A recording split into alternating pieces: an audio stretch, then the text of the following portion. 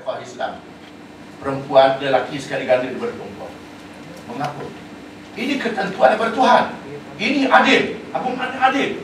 Adil meletakkan sesuatu pada tempat. Adil ini bukan mesti sama banyak. Bukan sama banyak. Kalau saudara letak adil yang sama banyak, seorang yang boleh pikul bawa barang 100 kilogram, maka yang banyak mesti bawa 1 kilogram. Itu bukan adil.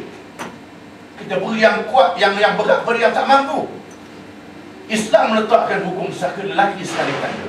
Kerana Islam mewajibkan keluarga lelaki menjaga keluarga dia. Menjaga keluarga. Bila isteri sudah jadi janda, bila ayah mati, ada adik perempuan, kakak perempuan, yang bertanggungjawab menjaga ialah lelaki. Dengan sebab itu Islam mengenakan sekali ganda pusaka. Perempuan ni bila dia kahwin, dia ada suami, suami dia kaya. Suami dia kaya, suami yang bagi nafkah, dia ada harta lagi. Dia ada harta. Yang lelaki ini pula harta sama banyak. Bila kahwin dia bagi nafkah lagi pula, yang ini tak bagi nafkah. Ini berlaku tidak seimbang dalam kehidupan keluarga. Dan kita melihat, walaupun dunia barat mencemohkan Islam kerana hak-hak wanita, kita melihat wanita lah paling malang di dunia barat.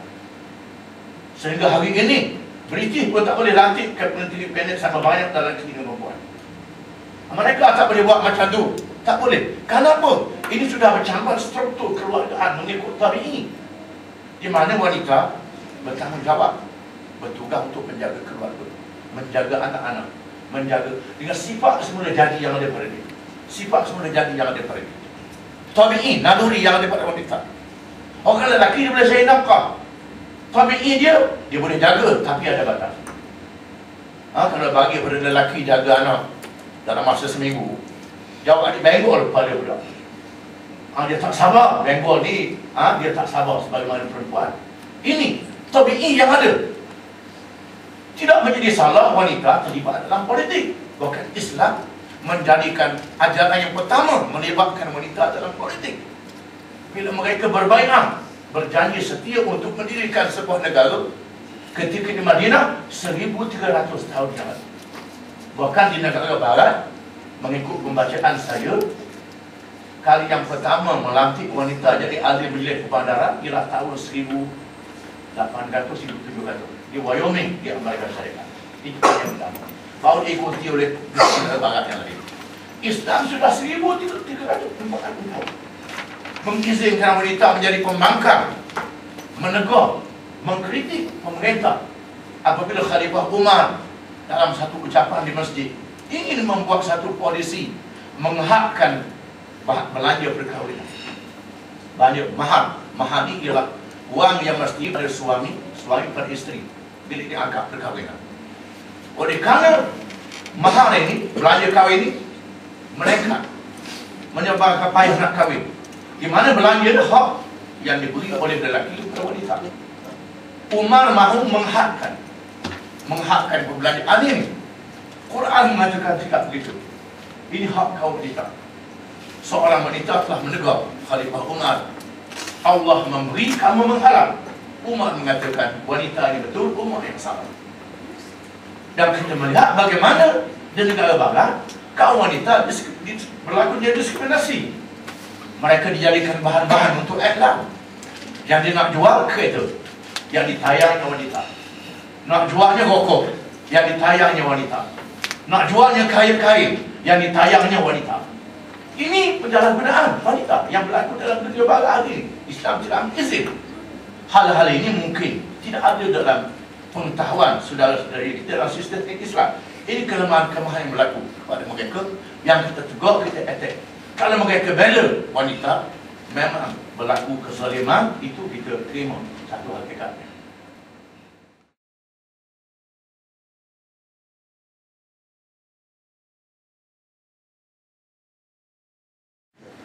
Taliban ni bahasa Pashto.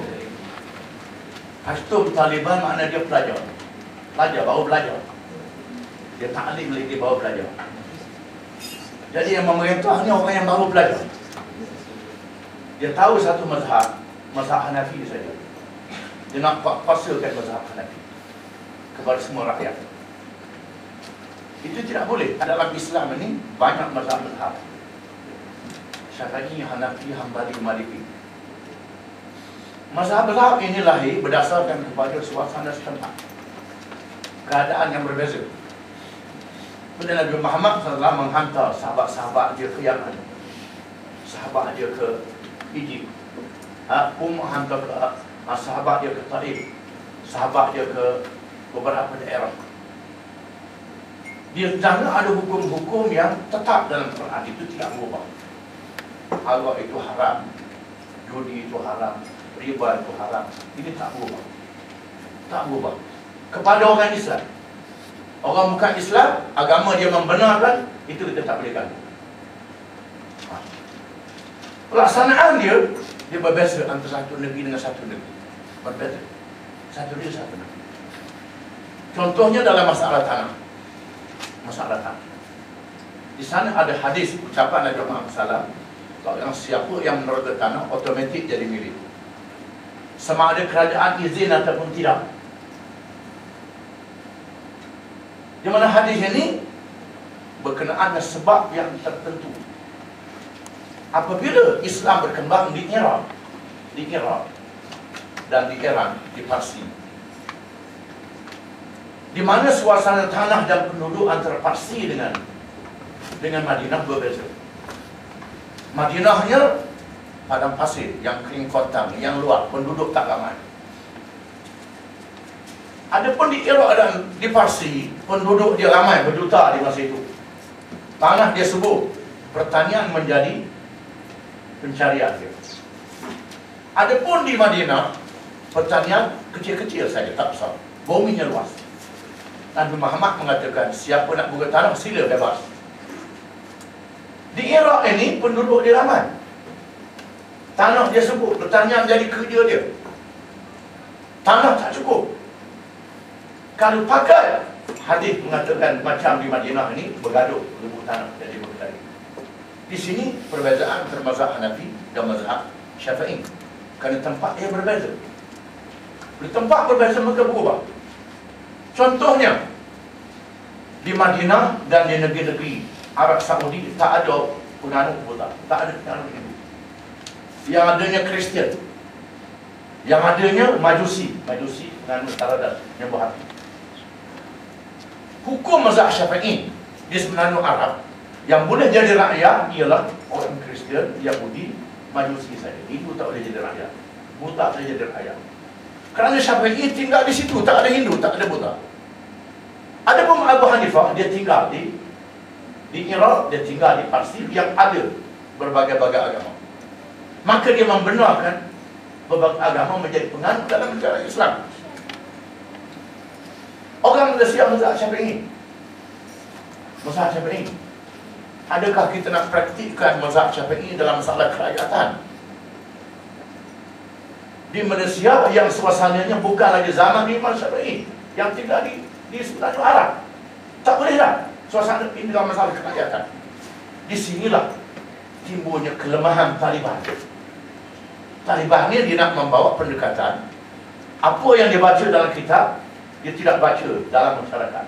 Islam saja bukan kita baca dalam kitab saja, kita kena baca dalam kehidupan masyarakat. Di sini kelemahan Taliban, maka dia paksa mazhab Hanafi wajib tawar jagut, tak tawar jagut, dia sebabnya. Bukan saja, bukan Islam, yang Islam boleh hentak. Kerana saya ikut mazhab. Kerana yang memberkaitan itu Taliban. Taliban ini mahasiswa, pelajar. Dia bukan yang ada. Ini kelemahan yang berlaku.